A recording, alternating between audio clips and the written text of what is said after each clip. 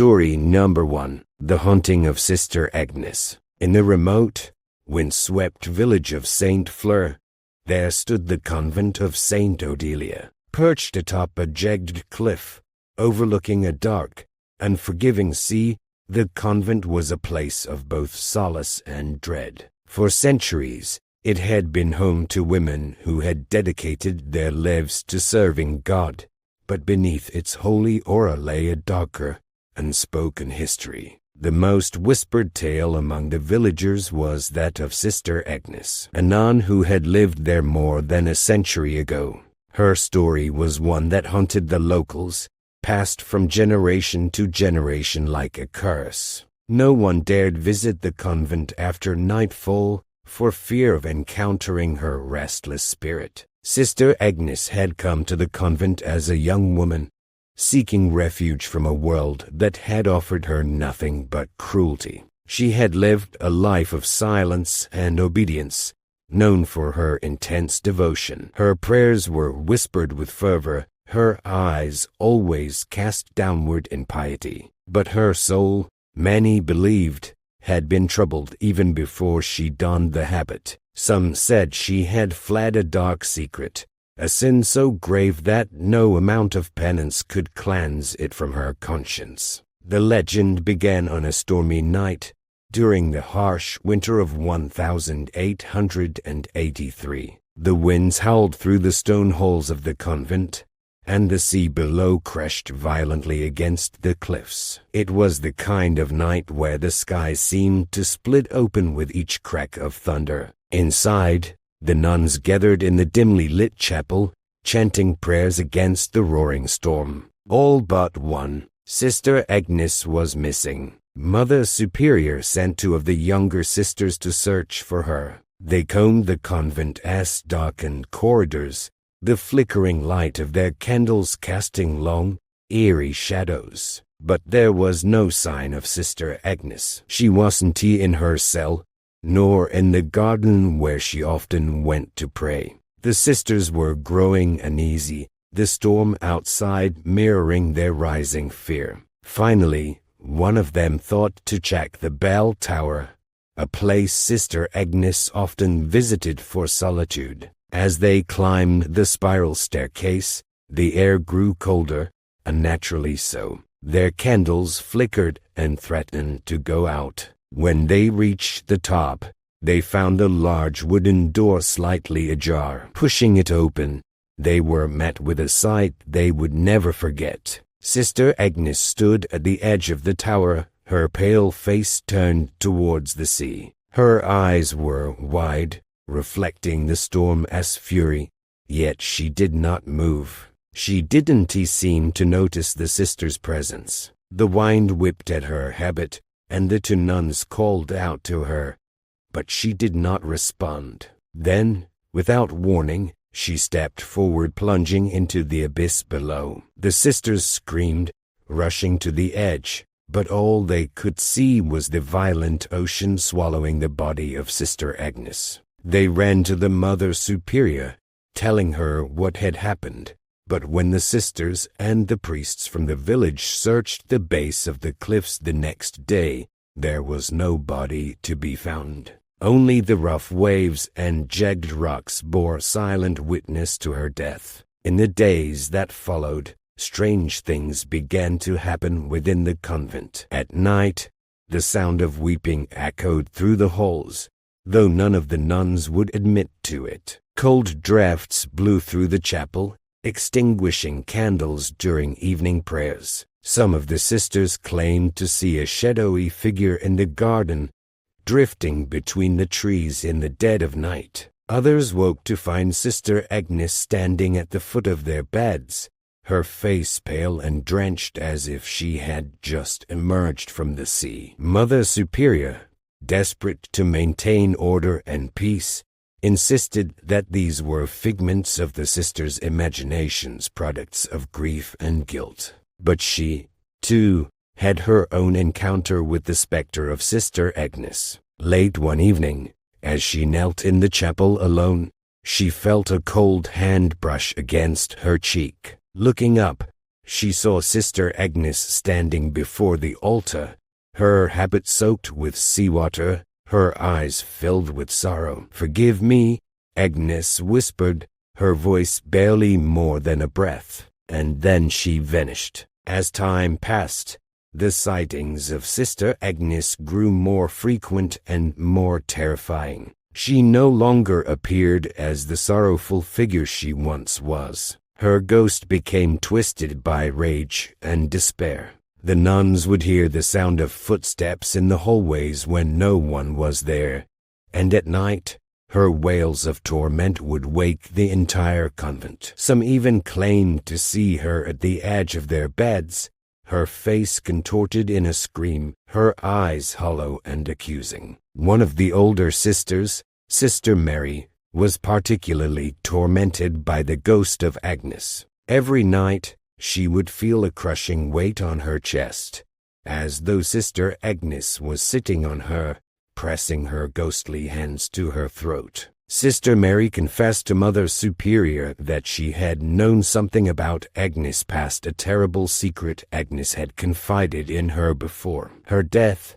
Sister Mary had promised to keep it, but now she believed that Agnes was punishing her for it. But before Sister Mary could reveal what she knew, she was found dead in her bed, her face twisted in a grimace of terror. Desperate, the convent was abandoned shortly thereafter. The nuns fled, and the village elders sealed the doors. But they could not seal the terror. In the years that followed, the convent became a place of legend. Travelers who passed by would report seeing a lone figure standing in the bell tower on stormy nights, her veil fluttering in the wind. And the villagers, even generations later, could still hear the faint cries of Sister Agnes carried on the wind, a lost soul forever bound to the place where she met her tragic end. To this day, no one enters the convent after dark, for fear of encountering Sister Agnes, the nun who became a ghost, and whose soul was never laid to rest. End of the story. Story number 2. The Silence of Saint Cecilia. Deep in the forested hills of southern Italy stood the Convent of Saint Cecilia, a secluded, stone-walled sanctuary where silence was sacred. The Sisters of Saint Cecilia had taken a vow of absolute silence, a vow that, over the centuries, had transformed into an unbreakable law. No words had passed through the lips of a nun in that convent for over 300 years. The sisters communicated through gestures, simple nods, or the occasional written word, but even those were used sparingly. Their lives were dedicated to prayer and contemplation, far away from the noise and corruption of the world. Sister Lucia was one of the newer members of the congregation, having arrived only a few months prior. She had come to the convent to escape her past, seeking redemption for sins she never spoke of. No one knew what brought her there, and no one asked. The silence within those walls was a refuge for lost souls like her, people who sought to escape their own thoughts, their own guilt. But soon, Sister Lucia began to suspect that silence wasn't just a rule at Saint Cecilia, it was something much darker. It started with small things, shadows that seemed to move where there was no light, an unsettling feeling that she was being watched when she was alone in the chapel, or during evening prayers. At night, she would hear strange sounds, as if someone or something was whispering in the dark. The whispers were faint, almost inaudible, like wind moving through cracks in the stone. But there was no wind, and the sisters were never to speak. Lucia tried to dismiss it as her imagination, as the tension of adjusting to a life of such extreme solitude. But the occurrences grew more frequent. One night, as she lay in her narrow bed, she heard the whispering again. It wasn't coming from the hallways this time, it was coming from directly behind her. She froze, her breath catching in her throat.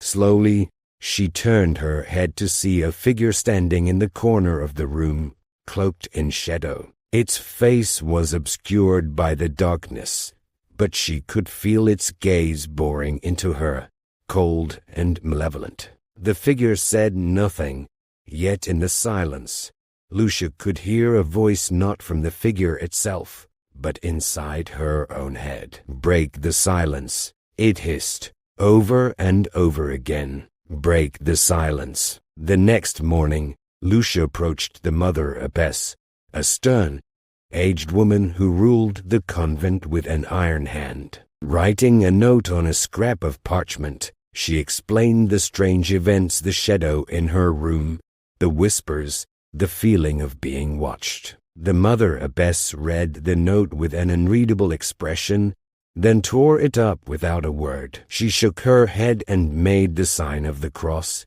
indicating that Sister Lucia was to return to her duties. The silence was absolute, the message clear. No one breaks the silence. But the figure in her room returned every night, growing bolder, standing closer. She could feel its presence even when she prayed. The voice in her mind became louder, more insistent. "Break the silence. Speak. Break the silence."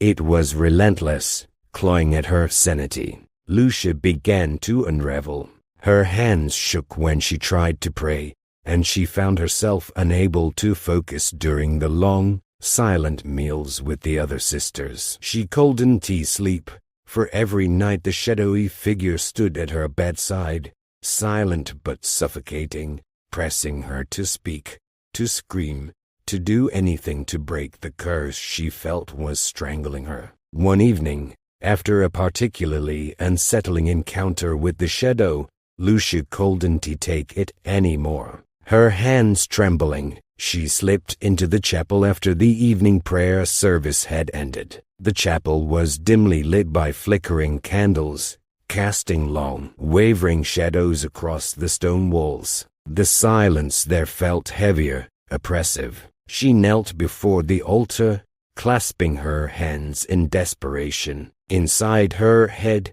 the voice grew louder, screaming now, "Break the silence. Speak, break it, or you will never be free." Her heart pounded in her chest as she opened her mouth, terrified of what might happen. But the weight of the silence crushed her will to resist. Finally, in a voice hoarse from disuse, she whispered, "Help me." Instantly, the candles in the chapel went out, plunging the room into darkness. Lucia's breath caught in her throat. The air turned icy, and the oppressive silence became suffocating, almost physical. She could feel it pressing down on her, squeezing the air from her lungs. Suddenly, a loud, inhuman screech filled the chapel, shattering the stillness. It was a sound unlike anything she had ever heard, like metal tearing, mixed with the wailing of something ancient and enraged. The ground beneath her began to tremble,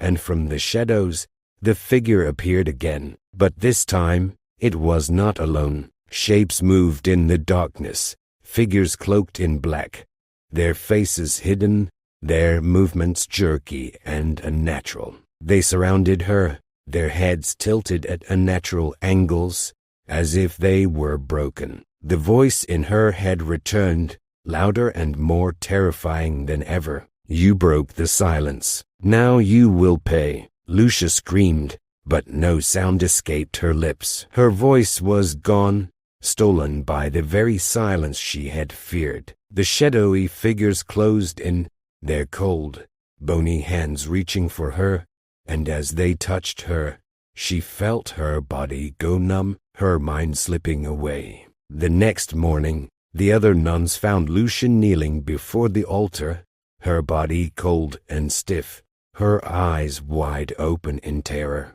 Her mouth was frozen in a silent scream. The mother abbess instructed the sisters to bury Lucia in the convent cemetery, next to the many others who had succumbed to the strange fate that seemed to haunt Saint Cecilia. But none of the sisters spoke of it, for the silence was their only protection. And so the years passed, and Sister Lucia became another ghostly secret hidden within the walls of Saint Cecilia, a warning to all who dared to break the silence. But sometimes, on the coldest, darkest nights, when the wind howled through the forest, the sisters could hear a faint, distant whisper in the chapel, a voice crying out, trapped in eternal silence, begging for help that would never come. End of the story. Story number 3. The Midnight Vigil of Black Hollow Convent. In the isolated mountains of northern France, far from any village or town, there was a convent known as Black Hollow, named for the dark valley it overlooked. The convent was a place of harsh discipline and unwavering devotion, where the nuns led lives of strict austerity. No one outside its stone walls knew much about the sisters who lived there, but the locals whispered of strange rituals that took place in the dead of night. Black Hollow was different from other convents. Its Mother Superior, Sister Marguerite, demanded total obedience and unwavering faith. The nuns lived in fear of her, for she was known to be ruthless when it came to enforcing the convent-ass rules. For years, no one questioned her authority, but over time, strange events began to unfold within the convent, leading to a nightmare that none of the sisters could escape. It all began with the Midnight Vigil, a tradition that Sister Marguerite introduced. Once a year, on the eve of All Hallows' Eve, the nuns were required to hold a special vigil that lasted from midnight until dawn. They were together in the darkened chapel, praying in silence while surrounded by dozens of unlit candles. Sister Marguerite claimed it was a night of reflection and atonement, meant to cleanse their souls. But some of the younger nuns, including Sister Claire, felt uneasy about the vigil. Sister Claire was new to Black Hollow, having joined only a few months earlier. She had been raised in a small, devout village and had always believed in the teachings of the church. But something about the midnight vigil felt wrong. There were rumors among the sisters, whispers that the tradition wasn't as holy as it seemed. The older nuns spoke in hushed tones about past vigils and how strange things happened on that night. But none dared to speak openly about their fears, for fear of Sister Marguerite's wrath. When the night of the midnight vigil arrived, a deep sense of foreboding settled over the convent. The sky outside was pitch black, with thick clouds blotting out the moon. The wind howled through the valley, rattling the windows of the stone convent like the mournful wail of lost souls. The nuns, dressed in their heavy habits, gathered in the chapel, taking their places on the cold stone floor. The only light came from the dim embers of the dying fire in the hearth, casting long, flickering shadows across the walls. Sister Marguerite stood before them, her stern face illuminated only by the faint glow of the embers. She ordered the nuns to bow their heads in silence. Not a single word was to be spoken for the entire night. The vigil had begun. For the first hour, the chapel was filled with nothing but the sound of the wind howling outside. The nuns prayed silently, their heads bowed in reverence. But as the night wore on, strange things began to happen. The temperature in the chapel plummeted, so cold that their breath misted in the air. The candles, unlit and untouched, began to tremble as if an unseen hand was shaking them. The nuns, though still silent, exchanged nervous glances, their prayers faltering. Sister Claire felt the unease gnawing at her. Her heart raced, and she couldn't shake the feeling that they were being watched not by God, but by something far darker. She glanced at Sister N, an older nun who had taken a liking to her, and saw the fear in her eyes. Something was terribly wrong. Suddenly, a loud crack echoed through the chapel, as if the very stones of the building were splitting apart. The nuns gasped, breaking their silence. The sound came from the large, wooden crucifix that hung over the altar. Slowly, with a groaning creak, the cross began to tilt, its base splintering. Then, with a deafening crash, it fell, smashing onto the stone floor. The nuns screamed, scrambling back in terror. Sister Marguerite rose to her feet, her eyes blazing with fury. "Remain calm," she ordered, her voice icy and commanding. "This is a test of faith. Return to your prayers." But something shifted in the air. The shadows in the corners of the chapel seemed to grow, writhing and twisting as if they were alive. Sister Claire's heart pounded in her chest as she saw dark shapes moving within the shadows, figures that were neither human nor holy. Suddenly, one of the nuns, Sister Gabrielle, let out a blood-curdling scream. She was pointing at the far corner of the chapel, where a tall, shadowy figure stood. Its form was indistinct, but its presence was overwhelming, radiating malice and dread. The other nuns turned and froze in horror, their prayers forgotten. The figure did not move, but the air around it seemed to ripple with darkness, as though it was feeding on the very fear of the sisters. "No," Sister Claire whispered, her voice trembling. "This isn't a test. This is wrong. Something is here." Sister Marguerite glared at her. "Silence, sister," she hissed. "You will remain silent and pray, or face punishment." But it was too late. The figure began to move, gliding forward, its shape shifting and elongating. As it approached the altar,